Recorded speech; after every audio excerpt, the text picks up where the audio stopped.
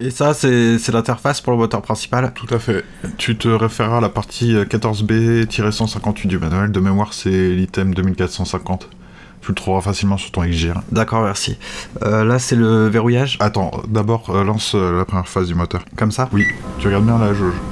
Qu'est-ce que ça te dit? Qu'il n'y a pas assez de carburant pour quitter la planète. Exact. Bon, on comprend le moteur maintenant. Comme ça? Oui. À droite, donc, comme tu l'as vu, tu as tout ce qui concerne l'arrimage, les commandes de détache, etc. Normalement, c'est pas au pilote de le faire, tu auras ton copilote derrière qui est la même chose, mais en plus grand, quoi, c'est plus pratique. Ok. C'est pour quand la première sortie? Ah, t'es impatient, pas vrai? Dans 3 jours, après la validation de la première UE. Merci. T'as d'autres questions? Oui, j'ai une question. C'est vrai ce qu'on dit à propos des tests d'IA? Des tests? Oui, il y a des rumeurs sur un programme de la fédération, hyper abouti le truc. Nous ne sommes pas censés en parler, et je suis pas plus au courant que toi. Ah, ça a l'air hyper poussé leur recherche, hein. Il paraît que d'ici un an, on n'aura même plus besoin de pilotes aux commandes. Rassure-toi, même s'ils lancent une première série d'IA sur flotte, il y aura plusieurs années de tests, hein. Ce sera pour les longs trajets uniquement. Ah, mais j'ai pas vraiment peur, au contraire, hein, je trouve ça cool. Ah oui? Tu t'intéresses aux IA? Ah, ça me fascine. Bon, nous en reparlerons quand t'auras fait tes premières sorties et que t'auras ta certification. Bon, allez, au suivant. N14-étage, je suis prêt mon capitaine. Je suis pas ton capitaine, andouille verte, appelle-moi sergent instructeur IOTA 2456-gamma.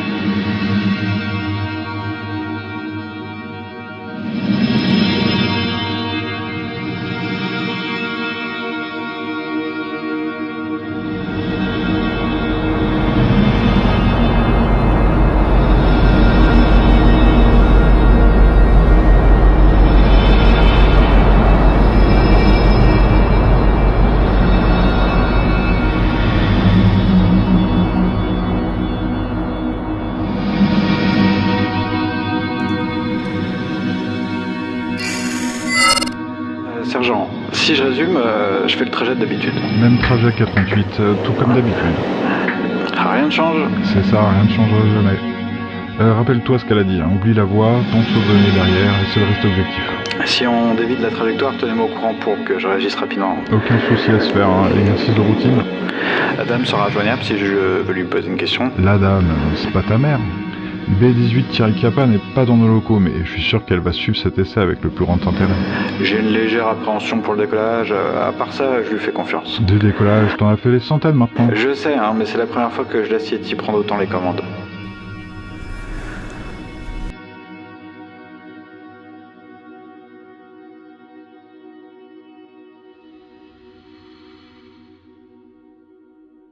Ah, ça fait du bien de se reposer. Qu'est-ce que tu dis? De la SF. Tu lis encore ce machin-là? Quoi? Ça existe encore la SF, hein? Ouais. Celui-ci, il parle de quoi? D'un monde régi par des robots depuis des milliers d'années qui trouvent un moyen de ressusciter l'homme. Les robots se demandent ce qu'ils vont pouvoir faire de l'espèce humaine, ils l'étudient, ils essaient de lui trouver une utilité. Bien vu. Personne n'y avait pensé. Hein. C'est ce qui se passera peut-être dans un futur lointain. Hein. Tu vas à la séance avec nous ce soir? Vous allez voir quoi? Star Wars épisode 255. Oh non, j'ai décroché il y a de ça 23 spin-offs. Attends, c'était lequel celui-ci avant l'épisode 199? Non, le dernier que j'ai vu c'est R2D2 contre Spider-Man.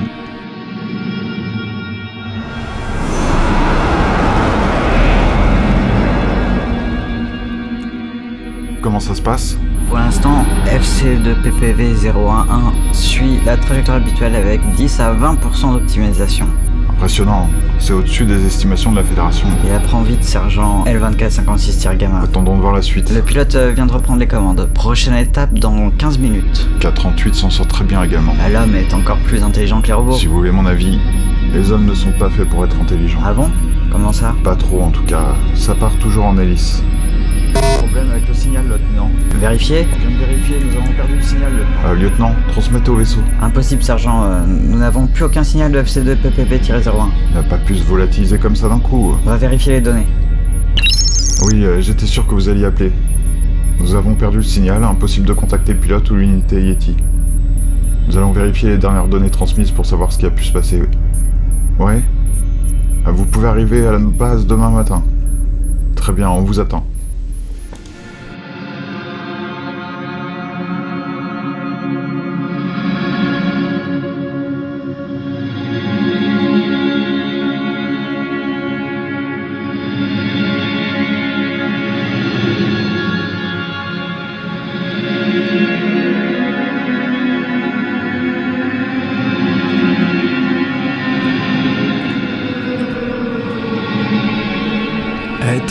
T'as entendu la rumeur? Sur les non-genrés du niveau 2 sur Aurora? Hein? Tu parles du quartier français? Non, je parle des expériences menées par les Fedos. Oh, j'en entends parler depuis au moins 10 années galactiques, tu sais. Les robots, l'intelligence artificielle, les cyborgs, les modifications génétiques de nouvelle génération, les méta-humains... Je te parle pas des gogoles qui croient que l'univers est cubique, hein, non, là, sur l'IA, ça devient du sérieux, un concret, quoi. Ah, qu'est-ce qui circule de neuf à ce Écoute sujet? bien. K38 serait mort hier lors d'un test. Non, mais c'est passé C'est quoi? une rumeur, hein, bien sûr. Pour l'instant, rien d'officiel, mais il est parti tôt hier matin, toujours pas rentré, et ça s'active du côté de la Fédé. C'est quoi, leur truc avec les robots là? Ouais, j'en sais pas beaucoup, hein. Personne ne dit rien, bien sûr. La Fédé sous contrat avec la Run, tu sais bien. Ouais, ça, tout le monde le sait. Hein. Bon, depuis l'an dernier, ils mènent des tests poussés de pilotage assisté par IA. Apparemment, ce sont les Chinois hein, qui ont fait le plus gros boulot. Il y aurait eu de l'espionnage industriel, enfin bref, la routine de ce côté-là, mais du coup, ça a fait un boom dans le secteur de l'IA positronique. Bon, K38 pilotait un vaisseau hier. La première vraie sortie dans l'espace avec une unité IA hyper poussée, quoi, capable de faire des sauts, etc., un truc de ouf. Le test se déroulait sans accroche et pouf, disparu. Le vaisseau a disparu. K38, il était dans ton dortoir l'an dernier. Ouais, un gars super chelou. Bon, sinon, t'as été à la séance de psychopositivité de mercredi là? Le truc du professeur B machin là. Ouais, le fameux. J'ai loupé le cours à cause d'un kebab chi qui n'est pas passé. Je t'avais dit de pas ingérer ce truc. On sait pas ce qu'ils mettent dedans. On t'inquiète pas pour le cours de B machin. J'ai enregistré le cours parce que je dormais.